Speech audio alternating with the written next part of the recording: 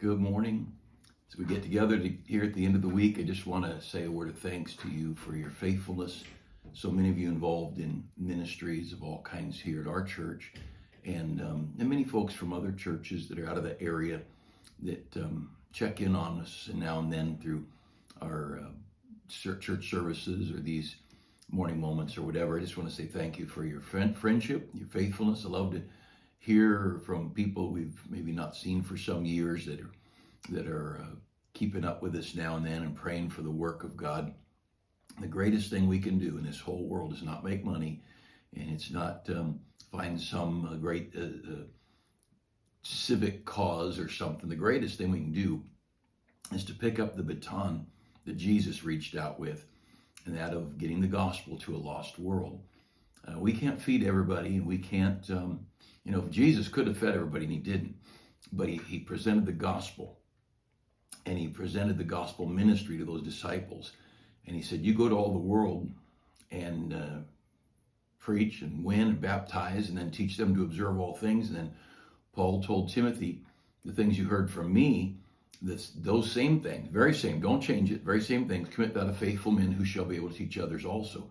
And so the gospel ministry is taking what the Lord taught and is just as exactly as we can to what he taught, pass it to the next generation, and they to the next. And that's how, between the written word and the good instruction, that's how we've gotten where we are. And I love that we get to be a part of the ministry. And it's a great honor. It's a great privilege that we can represent Christ to a lost and dying world. Understand this world's in a mess. We're going to be in the book of Proverbs in a minute, but this world's in a mess. And the media, of course, the world around us they're always into panic, because when it's panic and you don't know what to do, then you turn to the government, which is we should turn to God. But when everything's a mess, the government says, "Let me bail you out." And as I've gotten older, I've gotten more and more sure of my faith, more sure of the Word of God, more rock solid in my Bible convictions. But I've also gotten more sure that the government's a mess. And there's not very much our government does well. Not our government in general, because men that get power get corrupted very quickly, and they use that power to keep their own power. They use that power to empower those who they want to have power with them, and just a big mess up. But don't let the government mess worry you. Don't let the economic pressures cause you to fret. Don't worry about war and rumors of war. Of course, Paul wrote about those to Timothy. Let's be sure that we focus on the things of God, because God has taken care of us all these years. He's going to take care of us. And if today a nuclear bomb blew up Wildomar as if it's the main target of the rest of the world, I would be in heaven. I'd be with the Lord. Never another tear, never another heartache, no more doctor visits, no more loved ones that I worry about. I mean, leaving Earth to go to heaven is a promotion. And I know the journey can get lonesome and worrisome, sickness and pain and suffering, because those things are real. But the end of the story is a good one. The child of God's got so much to be thankful for. And so as the world goes more into confusion, as the world goes more into panic or anarchy or whatever it might be, the child of God, our light shines brighter. And light that shines on a hill, it should be where everybody can see it. And let's relax and assure people that God's in charge and he knows what's going on. And yes, on occasion, there's some difficult things. Look through Christian history, you'll see a lot of struggle, but it always ends well for the child of God. It always ends well. And God is so good and so faithful. Just thinking about Proverbs today, thinking about the environment, the simple principle that our environment matters. And as we sit in a very ridiculous world where people of corrupt minds and vile, vulgar morals are trying to pour wrong into the hearts of our young people, the idea is being presented that these are just thoughts. This is just freedom of expression. We're just trying to get everybody to like each other, or whatever their motives are. The bottom line is, we all know one thing: your environment matters.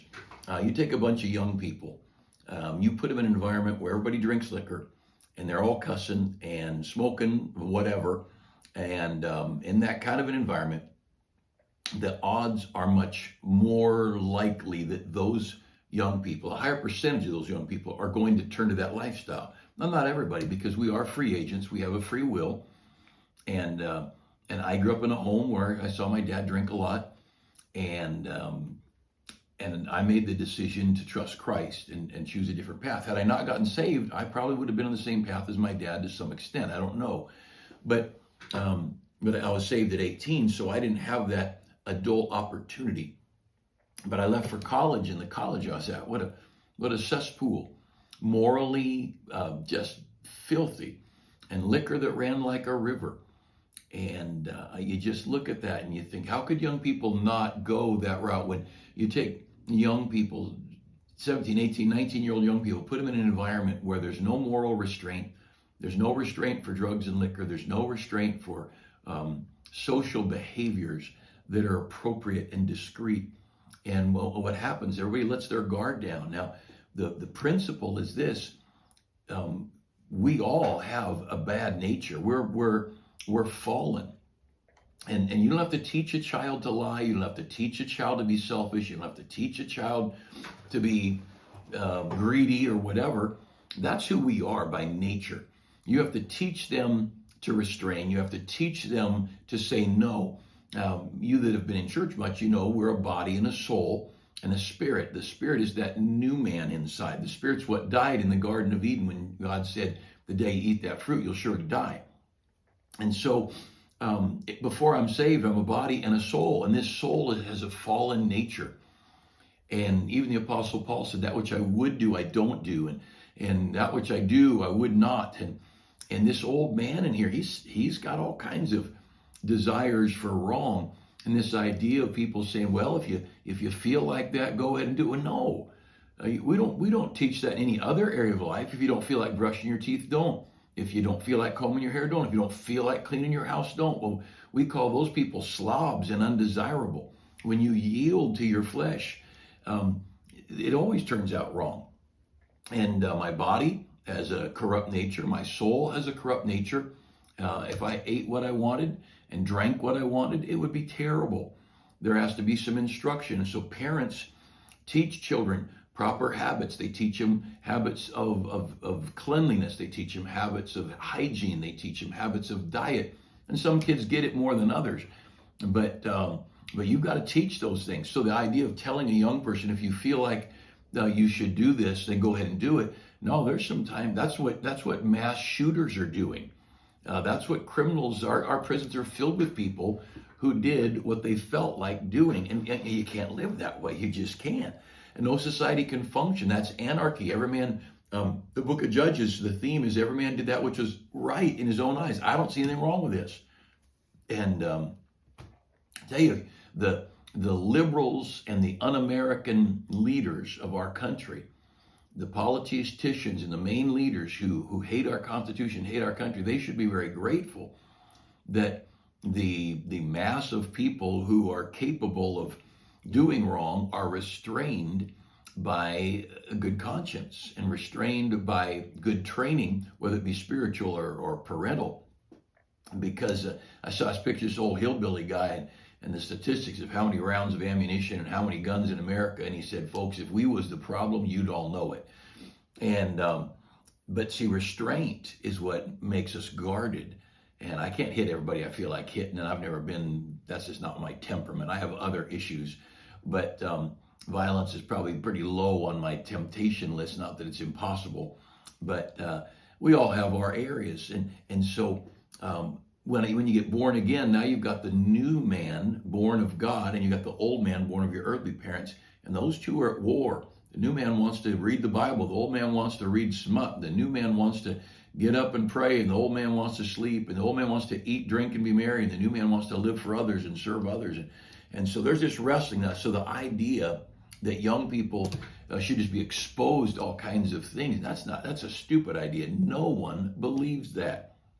There are, bars. I I've not been around it because of my lifestyle here, but I believe it's still the case that in most bar, nightclub type environments, you have to be 21 to go through these doors. Why? Because no kid should be exposed to those things. We understand that. We know that much. There have always been, I don't know if there still are, I'm pretty removed, but there have always been ratings on shows. When I was a kid, you couldn't get all these movies at home, and so you went to the theater, and we would go to the movies as kids. We'd do our Saturday morning chores and get a quarter or whatever. We'd go to the Saturday morning, watch the matinee, usually a cliffhanger, and then we'd watch whatever the show was after that and buy some Red Hots and throw them at people around the theater or whatever. And but there were ratings in the shows, and if you weren't this age, you couldn't get in. If you weren't this age, you couldn't get in without a parent. And they just knew. Now, we know there's places you shouldn't go when you're young. And I think those places you shouldn't go when you're old. But young people haven't had their moral compass set. Young people haven't had their filter of truth fully put into place yet. And they can't filter what's truth and what's fabrication. And there's a lot of things that an adult might be able to see and say that's junk, and a young person won't. I've heard stories of people, supposedly psychologists or whatever, that even in cartoons, that little children can't differentiate between fantasy and reality. And I don't know that that's true, but I wouldn't have a problem with someone saying it. I don't see that couldn't be reality. But what the Bible says about our environment is so very real. You put a bunch of young people in an environment where there's patriotism and people standing for the flag and men in freshly pressed uniforms and you put young people, you raise them up around that. I love America and fireworks and displays of patriotism and people reading famous documents and talking about the founders. You're going to raise patriots.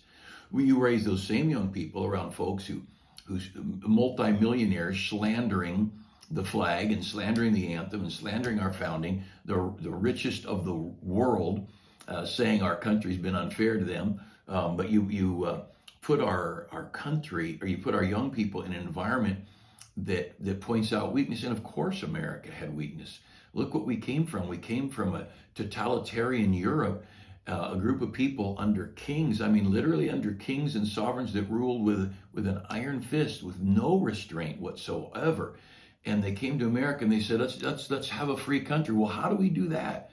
And if you've read any history of the Continental Congress, it was battle. I mean, it barely passed. At one point, some people had to go grab a guy that had left. They needed his vote, and they literally drug him back, I think under threats, and got him there at least to cast a vote, yay or nay. But because we didn't know how to be free. We didn't know how to create a government that would be fair. And so, of course, there's weakness. But again, it's the environment. That's the point today, the environment. You put a young person around a bunch of socialist, communist people who hate freedom and they blame the rich and the 1% of the bad, and and how come they've got so much, we've got so little, and pretty soon you're going to raise a communist. And then, of course, you let them go for a generation, and you'll have a whole country starving and under the thumb of the rulers, and there's no way to get out. It's like falling down a deep, dark pit. Once you get down there, pretty hard to get out. And so, like with sports, as a boy, I remember watching baseball with my grandma. My grandma watched all kinds of baseball, and she loved the Angels. But I think we watched Dodgers too. But I remember watching baseball with my grandma, and then I watched basketball a lot. And I watched some football, but I watched basketball. And then at one point, my dad, he put a basketball hoop up on the garage, the roof of the garage, so I could play on the patio where we had some cement. I also had a pitchback. It was like a trampoline sideways. You throw a baseball at it and it'd come back to you. And I used that some, but it's pretty hard to play baseball by yourself. But you can shoot baskets and dribble and do layups and shoot and stuff. And so I played a lot in my backyard by myself with the basketball. And so it's not unreasonable that as I got into school, I would play basketball or whatever other sport, football, baseball, whatever. And I played a little bit of the others, but not much like basketball. I knew, the old days. I remember I watched the LA Rams when they were first LA Rams, and I remember Deacon Jones, one of the linemen. They had these great linemen, and I always thought Deacon was a funny name, and I didn't know it was a church term until many years later. Connie Hawkins, a famous globetrotter, and then played for the Phoenix Suns. And these people, when Jerry West and Gail Goodrich were the guards for the Lakers, and well, I love that stuff. Well, so it was no wonder that in grade school, high school, and in college I played basketball, because that was the environment. Well, it never even occurred to me to play hockey. Never one time. Of course, I didn't know how to ice skate. I didn't know anybody that ice skated. And I heard stories from my mom back in Iowa, ice skating on the rivers that would freeze. But I didn't know. I might have watched a hockey game here or there, but I don't remember watching it. And now if I was raised in Montreal, northern Minnesota, perhaps, I bet I'd play ice hockey, because I love physical. I love I might have been able to learn to ice skate backwards. I'm guessing a lot of people do. But see, I didn't get drawn to ice hockey because I wasn't around it. As simple as that. I just wasn't around it. Now, that's not saying that everybody has to go a certain way. We're not just solely a product of our environment. I'm not saying that. But the Bible clearly says, let's just look at what the Bible says. If you go over to the book of Proverbs, and again, don't get blaming I grew up in a ghetto and poor and no dad, and my mom was in jail, and so I'm a mess. No, you could man up. You could be a Ben Carson if you wanted. Now, Ben Carson did have quite a mom. She wasn't literate, but she was quite a lady.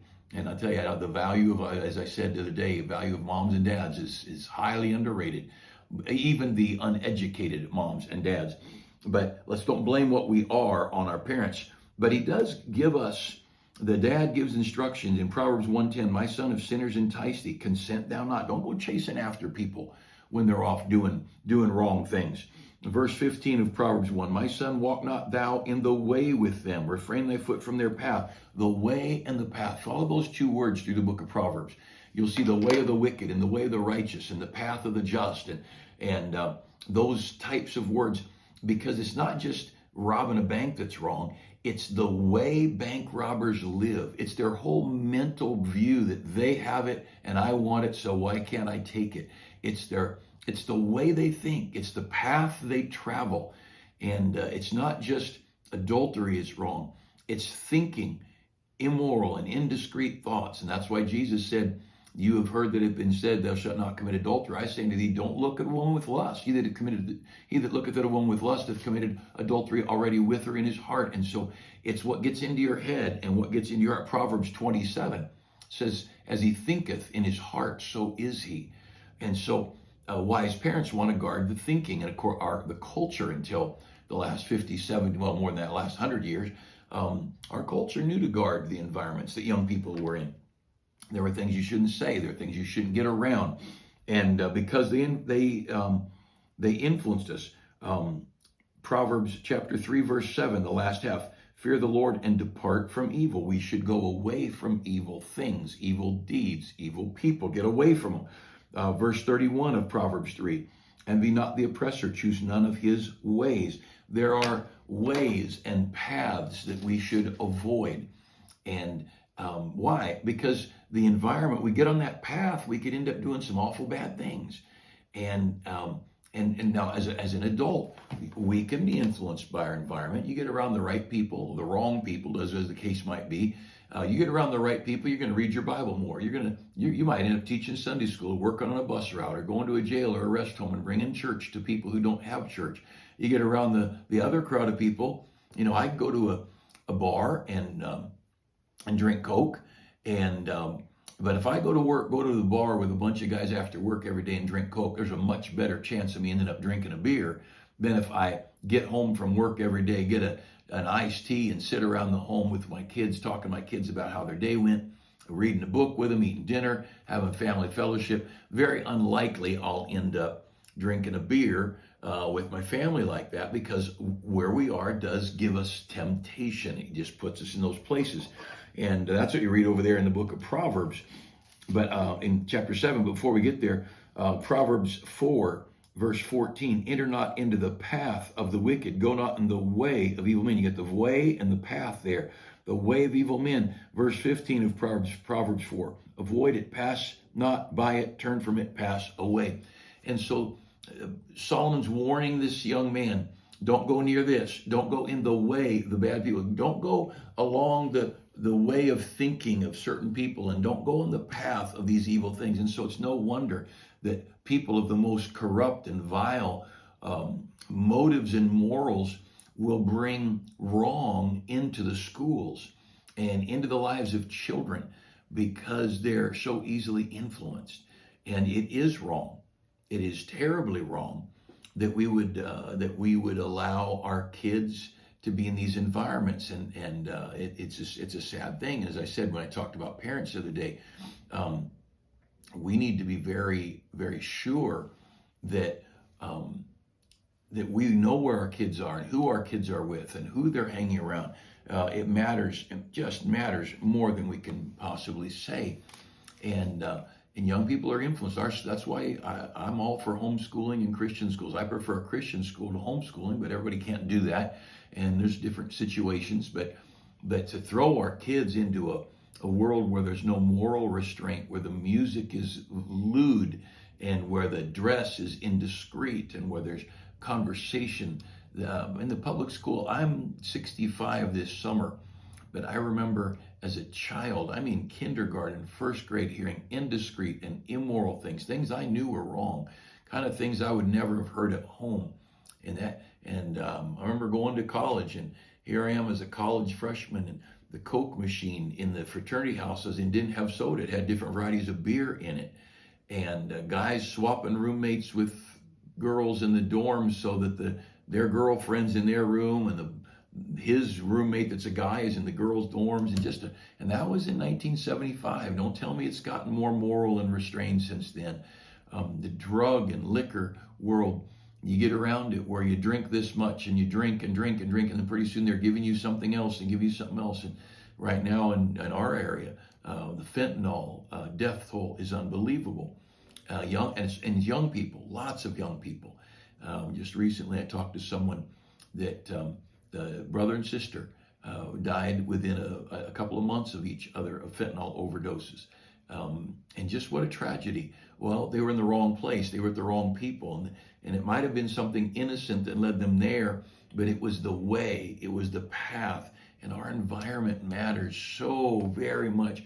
That's why I encourage you, read the Bible at home. Be careful what you let on the TV. Don't let children have unfettered access to screens.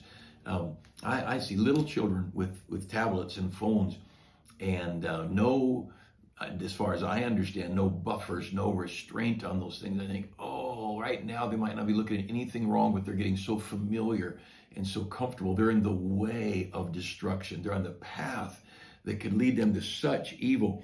And that's where you find over in Proverbs chapter 7. Proverbs chapter 7, Solomon in verse 6, he looks out his window. In verse 7, he sees a simple one. A simple one is somebody with not a lot of experience, so a young person. And he sees this simple person, a young person, not a lot of experience. And he sees in verse 8, passing through the street near her corner. He's going that direction. He went the way to her house. There's a way that led to this unchaste woman's house. And he's kind of wandering along. Verse 8, it's twilight, and then it's evening, and it's dark. He's hanging out. He's hanging around. And then there's this gal that meets him with inappropriate attire, the clothing of a harlot, and on, all these things. And see, he got in a place. It all started with being where he shouldn't have been, being in an environment he should not have been in, being in circumstances that were dangerous. As a pastor, I'm very careful all these years, 40 years, I've been very careful. Conferences I go to, preachers I listen to, books I read a lot. I love to listen to preaching of other preachers. I would say never a day goes by, but it would be rare the day that goes by where I don't listen to part or all of a sermon or more than one sermon.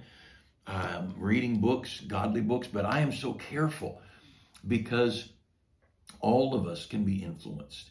And I know this, people that are negative and defeated, they'll discourage you. Someone who's gloom and doom, like Eeyore on Winnie the Pooh, I don't need that. I don't need to be around somebody I want to be around somebody who's on top side, who says, you know what, won't it be great to see how God gets us out of this? And, we just finished the book of Acts, and Paul the Apostle in that shipwreck, and everybody else is discouraged and defeated. And Paul stands up and says, look, get something to eat. You fasted too long. I talked to God today, and when his angel came And we're going to make it. We're going to make it. And Paul said, be of good cheer. And then you read down 4 or 5 verses later there, and the whole crew, all these unsaved guys were, and he was a prisoner. And they all were encouraged. They were of good cheer. Why? Because the right person said the right things. They got that right influence. And our influence is so very, very important. I was listening to a preacher, and he got saved late in life, very, very rough, World War II veteran, and rough. His military experience was very rough. And he said, at night, I got to go to bed listening to the Bible. I just turn the Bible on. He said, because I can't get my mind clear. I can't get my head off all the evil in this world. But I go to bed and I turn the Bible on, and it just fills my mind with good things. And I'm able to rest and shut down. And it does influence us. It matters. I mean, a good coach, he says the right things in the right way at the right time to stir that team to perform to their very best, and sometimes to perform better than they ever could. That's why coaches sometimes make a lot of money, a good winning coach, because they've got a gift and they're able to stir people. And military leaders are that way. There are some military leaders who can move men to charge hell with a squirt gun. There's just something there. Now, our environment matters. And so let's be very careful what we read, what we watch, who we hang around. And I don't mean to ever be unkind to anybody, but I remember one time my wife and I've shared this before, but many years ago, 30 years ago, we were at a conference with a lot of preachers, and there was a meal served. And we were sitting there, young people, and several preachers at the table, maybe a couple of couples, I'm not sure. But there was one man or a couple. I know he was there, and I can picture him now, and I know him still, good man. But he just negative. And we're in our tent, and we're reaching people, and the church is growing, exciting days, and he's gloom and doom. And I kept trying to change the subject, but I was the kid at the table. And finally I said to my wife, I said, hey, look, there's so-and-so over there. Excuse us if you wouldn't mind, folks. We haven't seen them in a long time. We picked up our plates, went over and ate somewhere else. I'm not going to let somebody have my head who's all gloom and doom. And I'm not a positive thinker. I'm not a Peel follower, nor Vincent Peel power of positive thinking. I'm not like that. There's reality. There's heartache. In the world you shall have tribulation, Jesus said. But I do know this. Our environment influences us. And it will influence us for patriotism. It'll influence for a love of books. You shut the TV and the screens off and have good books at the level of your children, and your children will become readers. But if you have not all of them, but they have, as a norm, more than not will become readers. There may be some who just struggle with words. That's the human nature. We're all different. You grow up as couch potatoes, watching TV, eating every meal in front of a television. Maybe if it's wholesome, good TV, if there is that much. But even then, the odds of that person growing up with a love for books is pretty slim. Now, that's how we grew up. We had a good home, loving home, but the TV was on a lot. My mom especially was a reader. My mom, when she remarried, my stepdad, I remember at night, they had books everywhere, but I'd never quite gotten a heart. I never quite grasped about this thing of reading. And finally, years later, I got it. And I realized I could do it. For me, it wasn't that I didn't love books. For me, it was I was afraid of them or whatever. Who knows what mental block I had. Maybe a book fell in my head when I was a baby. I don't know. But a family that reads, who doesn't have a lot of media, the children will become readers much more of the time than not. And so let's be very careful of our environment. And that's why the political world and the educational world is pushing things into our schools that ought not be there, because they know if they can get those kids around enough smut and vulgar and filthy and lewd, they will turn more often than not a wrong direction. Oh, keep thy heart. Proverbs chapter 4, verse 23. And I'm going to look at it to make sure I'm on the right reference there. Proverbs 4:23. Keep thy heart with all diligence, for out of it are the issues of life.